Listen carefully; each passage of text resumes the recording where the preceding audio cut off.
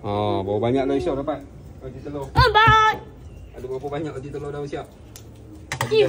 3. Ni yang ke 4. 4. Peganglah. Tekan sikit. Okey.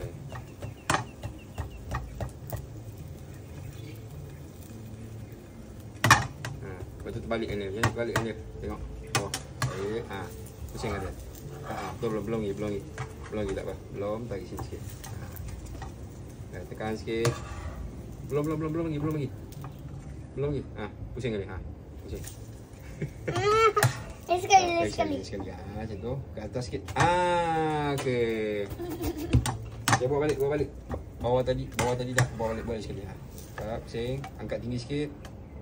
Pusing. Dia buat lagi. Nak buat lagi. Banyaklah awak. Agak. Okey.